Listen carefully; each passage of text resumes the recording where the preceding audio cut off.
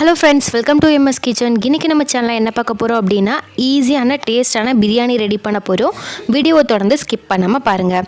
நம்ம சேனலை நீங்கள் ஃபஸ்ட் டைம் பார்க்குறதா இருந்தால் சப்ஸ்கிரைப் பண்ணிடுங்க. கூடவே பக்கத்தில் உள்ள பெல் ஐக்கானை கிளிக் பண்ணிடுங்க. அப்போது தான் நான் வீடியோ அப்லோட் பண்ணுற நேரம் உங்களுக்கு சரியாக வந்துகிட்டே இருக்கும். வாங்க இப்போ நம்ம வீடியோக்குள்ளே போய் எப்படி ரெடி பண்ணலான்னு பார்க்கலாம். ஃபஸ்ட்டு நம்ம ஒரு கடாய் அடுப்பில் வச்சுக்கலாம். அதுக்கப்புறம் அது நல்லா ஹீட் ஆனதுக்கப்புறம் தேவையான அளவு நம்ம ஆயில் ஆட் பண்ணிக்கலாம். நான் நெய் சேர்த்துக்கல, ஃபஸ்ட்டு ஆயில் தான் இது கூட ஆட் பண்ணியிருக்கேன். இப்போ ஆயில் ஹீட் ஆனதுக்கப்புறம் பட்டை, கிராம்பு, ஏலக்காய் சேர்த்துக்கலாம். இது நல்லா பொரிஞ்சதுக்கப்புறம் சோம்பு கொஞ்சமும் அது கூட மிளகு அது ரெண்டையும் ஆட் பண்ணிக்குவோம்.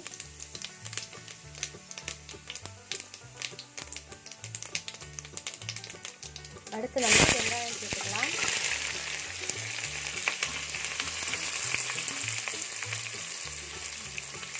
இப்போ இதை நல்லா மிக்ஸ் பண்ணி விட்டுக்கலாம் ஆயிலில்.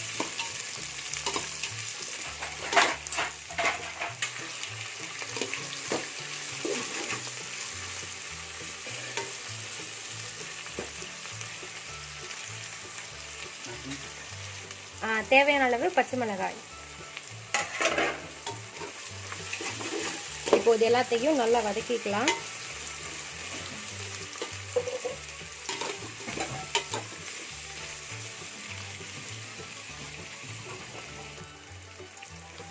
வெங்காயம் நல்லா வதங்கணும், அந்த அளவுக்கு நல்லா வதக்கிக்கலாம்.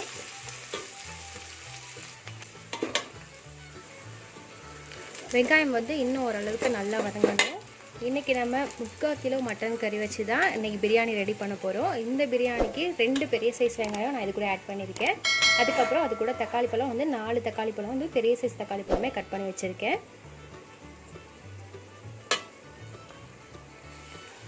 இப்போ வெங்காயம் இந்த மாதிரி வதக்கியாச்சு. இந்த மாதிரி பதத்துக்கு வெங்காயம் வதங்கணும்.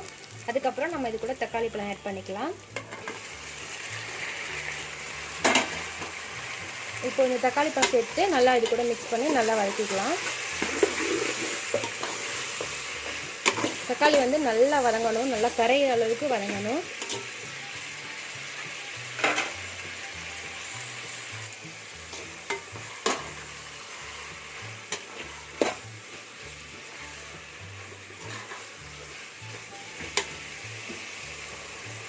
இப்போ இந்த தக்காளி கூட உப்பு சேர்த்துக்கலாம். அப்போ தான் தக்காளி கொஞ்சம் சீக்கிரம் வதங்கும். ஸோ இது எல்லாத்தையும் சேர்த்து திரும்பவும் மிக்ஸ் பண்ணி விட்டுக்கலாம். தக்காளி நல்லா கரையணும், அப்போ தான் பிரியாணி நல்லா டேஸ்ட்டாக இருக்கும்.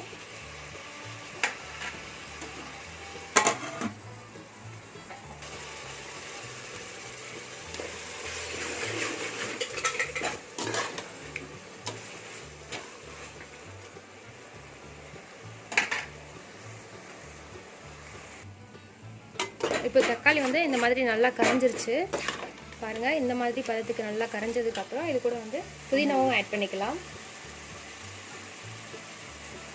இது கூட கொஞ்சமாக புதினா சேர்த்துட்டு இப்போ எல்லாத்தையும் ஒன்றா சேர்த்து மிக்ஸ் பண்ணி விட்டுக்கலாம்.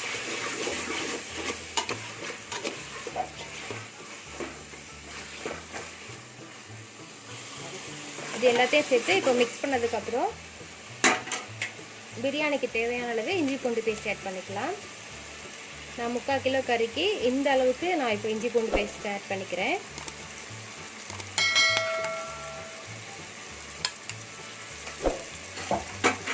சேர்த்துட்டு இப்போ எல்லாத்தையும் ஒன்றா சேர்த்து மிக்ஸ் பண்ணி விட்டுக்கலாம். அடுப்பை நல்லா ஃபுல்லாக வச்சுக்கோங்க, அப்போ தான் இது நல்லா சேர்த்து நல்லா மிக்ஸ் பண்ணணும். இதோட பச்சை வாசனை போகிற அளவுக்கு நல்லா நம்ம இதை வதக்கிக்கலாம்.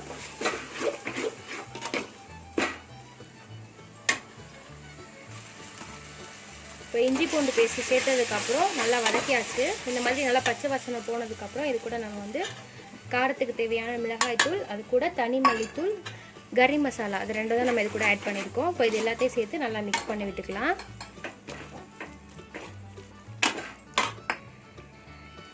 நாங்கள் வீட்டிலே கறி மசாலா ரெடி பண்ணனால இதை ஆட் பண்ணியிருக்கேன். அப்படி இல்லாட்டினா நீங்கள் மட்டன் குழம்பு தூள் இது கூட ஆட் பண்ணிக்கலாம்.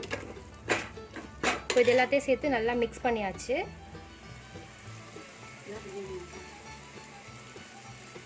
இப்போ இது கூட நம்ம பிரியாணி மசாலா ஆட் பண்ணிக்கலாம். இது நான் வீட்டிலே ரெடி பண்ணது. பட்டை, கிராம்பு, ஏலக்காய் அது கூட பாதாம் சேர்த்து மிக்ஸ் பண்ணியிருக்கேன். அப்படி இல்லாட்டினா நீங்கள் கடையில் உள்ள பிரியாணி மசாலாவை இது கூட ஆட் பண்ணிக்கலாம்.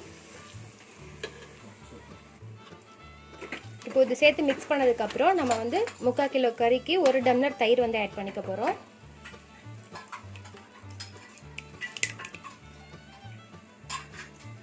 தயிர் சேர்த்ததுக்கப்புறம் இது கூட மிக்ஸ் பண்ணி விட்டுக்கலாம்.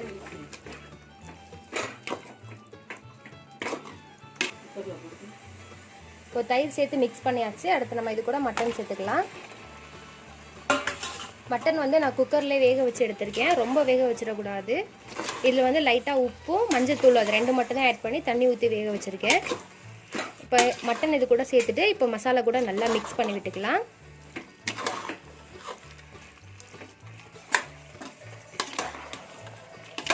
இப்போ இந்த மசாலா கூட மட்டன் நல்லா மிக்ஸ் பண்ணி விட்டுக்கலாம்.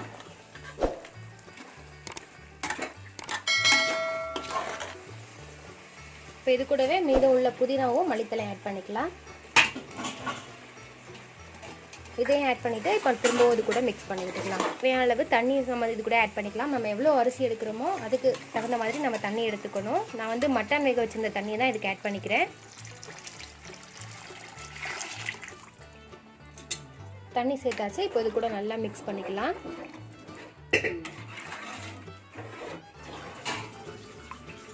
இந்த மாதிரி மிக்ஸ் பண்ணதுக்கப்புறம் நம்ம ஒரு மூடி போட்டு இதை நல்லா கொதிக்க வச்சுக்கலாம்.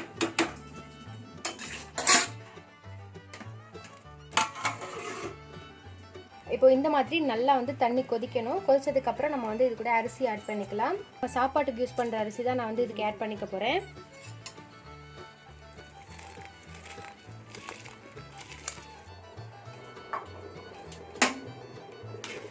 அரிசி ஆட் பண்ணதுக்கப்புறம் இந்த மாதிரி நம்ம இது எல்லாத்தையும் மிக்ஸ் பண்ணிவிட்டு ஒரு மூடி போட்டு நல்லா கொதிக்க வச்சுக்கலாம். இது வந்து நல்லா கொதிக்கட்டும். இப்போ இந்த மாதிரி நல்லா கொதிக்கும். லைட்டாக மிக்ஸ் பண்ணிக்கலாம். ரொம்ப நேரமும் நம்ம இதை வந்து மிக்ஸ் பண்ணிக்கிட்டே இருக்கக்கூடாது. அரிசி வந்து உடஞ்சிரும். அதனால் லைட்டாக மிக்ஸ் பண்ணி விட்டுக்கலாம். நம்ம சேனலில் ஏற்கனவே வந்து பிரியாணி வீடியோ நிறைய அப்லோட் பண்ணியிருக்கோம். இது வந்து நான் லைவாக பேசி நான் வீடியோ போட்டுட்ருக்கேன். இது எப்படி இருக்குது அப்படின்னு சொல்லி நீங்கள் வந்து கமெண்ட் பண்ணுங்கள்.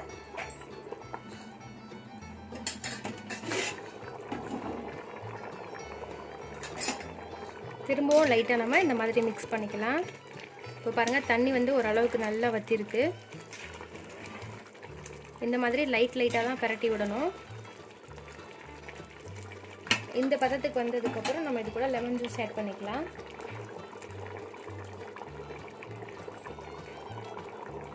நான் ஒரு பழம் வந்து இது கூட ஆட் பண்ணியிருக்கேன். திரும்பவும் மூடி போட்டுக்கலாம். உள்ள பிரியாணி மசாலாவை நம்ம இப்போ இது கூட ஆட் பண்ணிக்கலாம். இந்த டயத்தில் தான் நம்ம இது கூட சேர்த்துக்கணும்.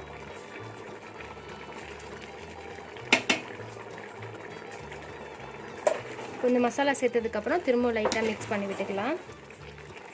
இப்போ இது எல்லாத்தையும் இந்த மாதிரி நல்லா மிக்ஸ் பண்ணியாச்சு. இந்த மாதிரி பதத்துக்கு வரணும். இப்போ வந்து நம்ம இது கூட நெய் வந்து லாஸ்ட்டாக ஆட் பண்ணிக்கலாம். நெய் வந்து ஒரு 3 ஸ்பூன் கிட்ட நான் இது கூட ஆட் பண்ணிக்க போகிறேன்.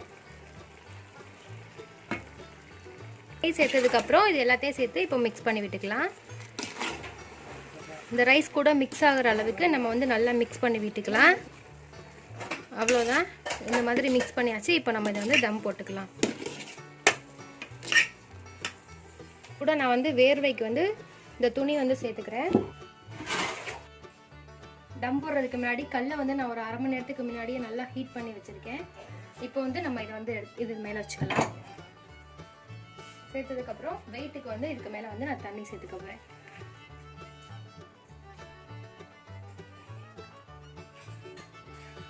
நம்ம தம்மில் போட்டு 1/4 மணி நேரம் ஆயிடுச்சு. இப்போ நம்ம இதை ஓப்பன் பண்ணி பார்க்கலாம். பிரியாணி வந்து நல்லா சூப்பராக ரெடி ஆகிருக்கு. இது வந்து லைட்டாக இப்போ நம்ம மிக்ஸ் பண்ணி விட்டுக்கலாம்.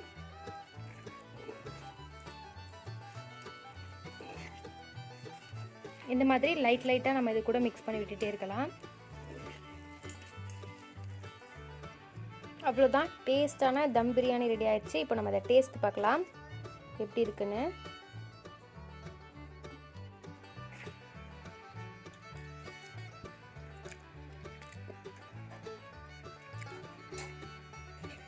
சூப்பராக வந்துருக்கு பிரியாணி. நல்லா டேஸ்ட்டாக இருக்குது. இதே மாதிரி நீங்களும் ட்ரை பண்ணி பாருங்கள். அவ்வளோதான் ஃப்ரெண்ட்ஸ், ரொம்ப டேஸ்டான ஈஸியான பிரியாணி நம்ம ரெடி பண்ணிட்டோம். இதே மாதிரி நீங்களும் ட்ரை பண்ணி பாருங்கள். இந்த வீடியோ பிடிச்சிருந்துச்சுன்னா லைக் பண்ணுங்கள், கமெண்ட் பண்ணுங்கள். நம்ம சேனலை ஃபஸ்ட் டைம் பார்க்குறதா இருந்தால் சப்ஸ்கிரைப் பண்ணிடுங்க. கூடவே பக்கத்தில் உள்ள பெல் ஐக்கானை கிளிக் பண்ணிடுங்க. இதே மாதிரி நிறைய வீடியோ நான் அப்லோட் பண்ணிக்கிட்டே இருக்கேன். நம்ம சேனலுக்கு தொடர்ந்து சப்போர்ட் பண்ணிக்கிட்டே இருங்க. ஓகே ஃப்ரெண்ட்ஸ், பாய். இதே மாதிரி இன்னொரு வீடியோவில் நம்ம மீண்டும் சந்திக்கலாம்.